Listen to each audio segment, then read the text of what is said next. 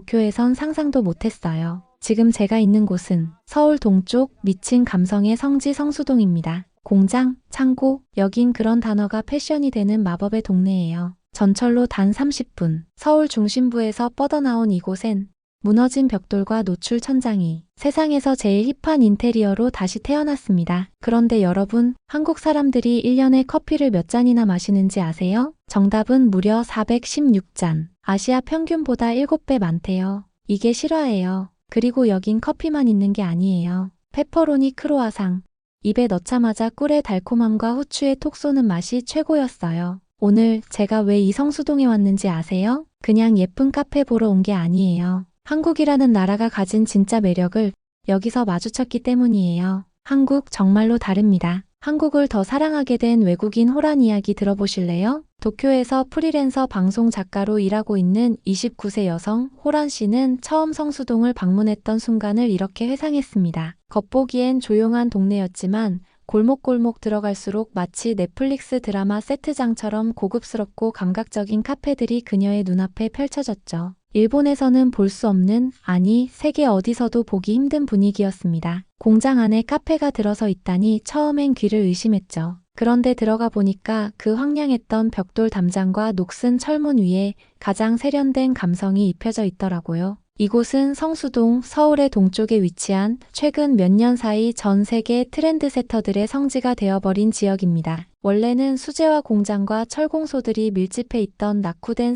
산업지대였지만 지금은 그 공장들을 리노베이션한 트렌디한 카페, 베이커리, 디자이너 편집숍들이 즐비한 그야말로 서울의 브루클린으로 변신했죠. 호란 씨가 처음 한국에 관심을 가지게 된 건 일본 내에서 퍼진 한류 열풍 때문이었습니다. 그녀는 BTS의 뮤직비디오 속에 나오는 서울의 도시 풍경과 블랙핑크 멤버가 자주 간다고 알려진 성수동 카페 사진을 SNS에서 우연히 보고 매료됐습니다. 한류는 이미 우리 세대에게는 익숙했어요. 하지만 제가 놀란 건 그 이면에 있는 진짜 한국의 모습이었어요. 단순한 연예인 문화가 아니라 도시 자체가 굉장히 정돈되어 있고 사람들이 스타일을 가지고 살아간다는 것. 그리고 마침내 그녀는 직접 보자는 결심으로 한국행 비행기에 몸을 실었습니다. 도착한 곳은 인천공항. 공항부터가 상상을 초월했습니다. 인천공항에 내리자마자 딱 느꼈어요. 여긴 무언가 다른 나라다. 모든 것이 너무 깨끗하고 체계적이고 빠르더라고요. 직원분들의 영어 응대도 자연스럽고 심지어 택시 기사님도 목적지를 정확히 찾아주시고 웃으면서 인사해 주셨어요. 서울에 도착한 그녀는 첫 일정으로 성수동 카페 투어에 나섰습니다. 바로 그 순간 놀라운 일이 벌어졌죠. 카페 앞에는 이미 긴 줄이 늘어서 있었고 손님 중 절반 이상이 외국인이었습니다. 일본인 관광객은 물론이고 대만,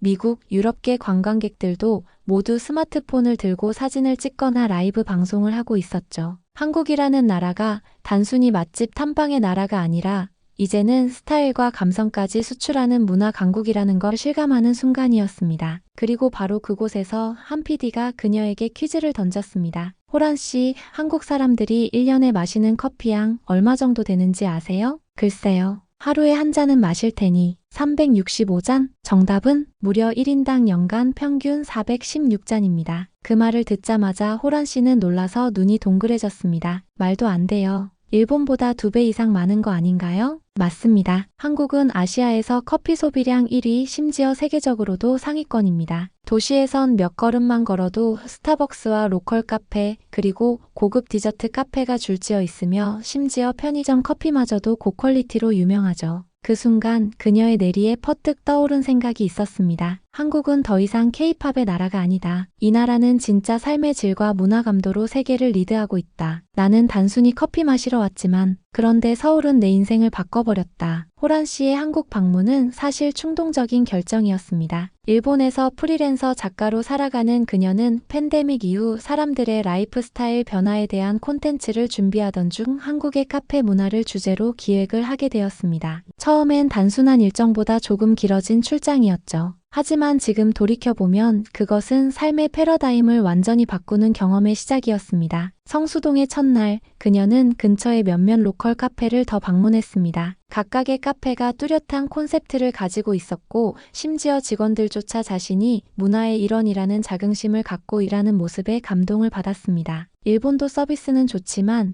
여기서는 무언가 철학이 느껴졌어요. 공간을 만드는 사람도 그 공간을 소비하는 사람도 모두가 진지하고 정중한 태도로 문화에 접근하고 있었어요. 그녀가 본격적으로 한국이라는 나라의 매력을 느낀 것은 이틀 후 카페 콘텐츠를 기획하고 있던 도중 한국에 오래 거주한 일본인 선배와 점심을 먹으러 갔을 때였습니다. 그 선배는 말했습니다. 호란 씨, 여긴 단순히 트렌디한 것만 있는 게 아니에요. 이 나라의 진짜 매력은 일상에 있어요. 그 말에 호란 씨는 의아해하며 물었죠. 일상에서 뭐가 다른데요? 그러자 선배는 이렇게 대답했습니다. 한번 지하철 타봐요. 쓰레기 하나 안 보이고 다들 조용히 자기 할 일 해요. 밤 12시에도 혼자 다닐 수 있어요. 물가는 일본보다 싸고 인터넷은 속도 말할 필요도 없고요. 병원은 10분이면 진료 보고 약국 가고 끝나요. 게다가 시민들이 깨어 있어요. 코로나 때도 마스크를 자발적으로 쓰고 거리 두기를 어긴 사람은 동네에서 먼저 눈총을 받았죠. 그 말에 그녀는 다음날 바로 서울의 지하철을 타보기로 했습니다. 그리고 믿기 어려운 경험을 했습니다. 지하철 안 사람들은 줄을 질서 정연하게 서 있었고 자리를 양보하는 풍경이 자연스러웠습니다. 스마트폰을 보는 사람들 사이로 한국어와 일본어, 영어가 섞여 들렸고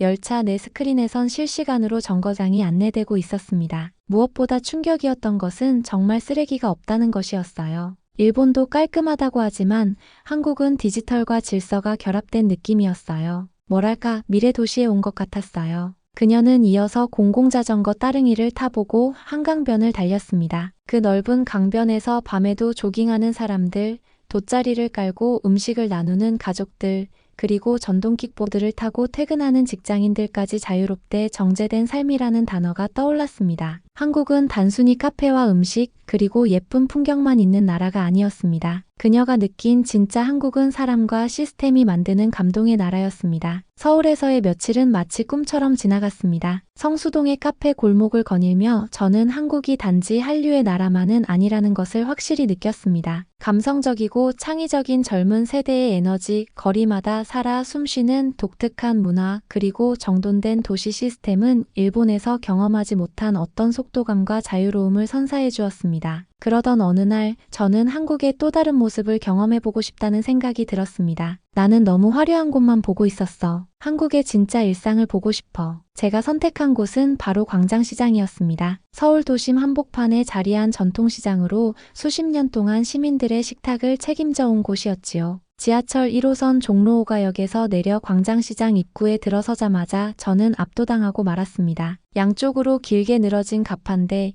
김이 모락모락 피어오르는 부침개 냄새, 사람들 사이를 종종 걸음으로 오가는 상인들, 그리고 3,000원, 오늘만 3,000원 하고 외치는 목소리들까지. 그곳은 살아있는 한국 그 자체였습니다. 저는 한 손에 스마트폰을 들고 연신 사진을 찍으며 순대국, 빈대떡, 반찬 가게를 지나며 전통시장의 생생한 리듬에 빠져들었습니다. 한 떡볶이 가게 앞에 멈춰 섰을 때 상냥한 아주머니께서 건네주신 떡볶이는 매콤하고 달콤한 맛이 기가 막혔고 저는 정신없이 먹으며 시장의 분위기에 완전히 빠져들었습니다. 그런데 떡볶이를 다 먹고 자리에서 일어나려는 순간 지갑이 없어졌어요. 순간 저는 새하얘졌습니다. 사진을 찍으며 들고 다녔던 그 빨간색 카드 지갑이 가방 안에도 주머니에도 어디에도 없었습니다. 안에는 일본 신분증, 현금, 카드, 호텔 카드키까지 모든 것이 들어있었지요. 눈앞이 캄캄해졌습니다. 이제 끝이다. 해외에서 이런 일을 당하면 돌아갈 수조차 없겠지. 떨리는 목소리로 떡볶이 가게 아주머니께 조심스럽게 여쭈었습니다. 죄송한데요. 혹시 여기서 지갑을 본 적 있으신가요? 아주머니께서는 놀란 눈으로 저를 쳐다보신 뒤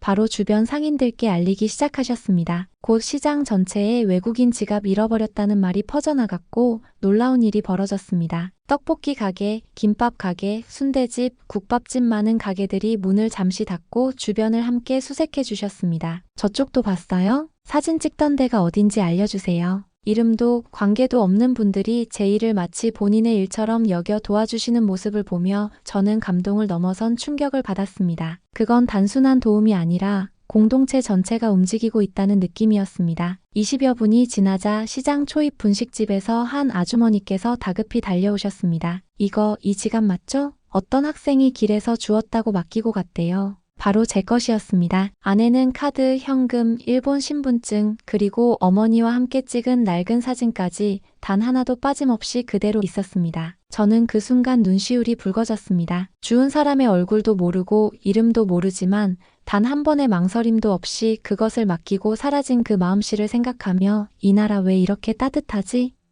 라는 생각이 머릿속을 맴돌았습니다. 나중에 경찰서에 들러 분실 신고를 취소하며 경찰관께 그 이야기를 전했더니 이렇게 말씀하시더군요. 한국에서는 분실된 지갑의 80% 이상이 다시 주인에게 돌아갑니다. 외국인이라도 예외는 아니에요. 그날 밤 숙소로 돌아와 뜨거운 커피를 마시며 저는 이렇게 혼잣말을 했습니다. 한국은 도시가 아름다운 게 아니야. 한국은 사람이 아름답다. 서울에서의 마지막 날, 저는 체크아웃을 마친 뒤 성수동으로 향했습니다. 공항에 가기 전 꼭 다시 들르고 싶은 곳이 있었기 때문이죠. 제가 처음으로 한국의 진짜 매력을 느꼈던 바로 그 공장 리노베이션 카페. 커다란 창 너머로 햇살이 쏟아지고 낮은 테이블 위에 커피잔에서 김이 피어오르던 그곳입니다. 카페 창가 자리에 앉아 저는 지난 며칠을 조용히 되돌아보았습니다. 처음엔 단순한 취재 여행이었습니다. 한류, 커피 문화, 디자인 감각 모두 흥미로웠지만 그건 껍데기일 뿐이었죠. 진짜 한국은 지하철에서 자리를 양보하는 손,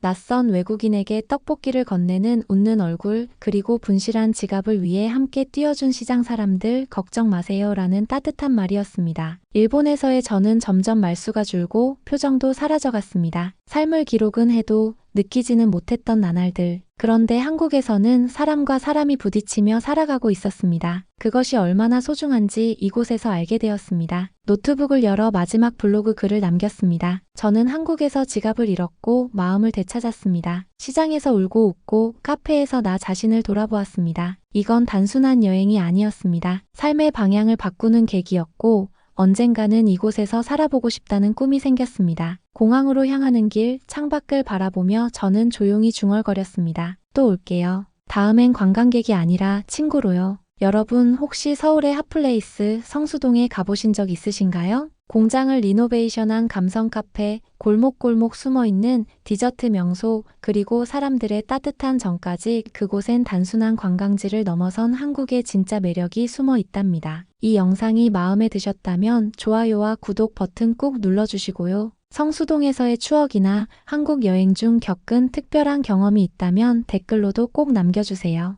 여러분의 이야기도 기다리고 있을게요.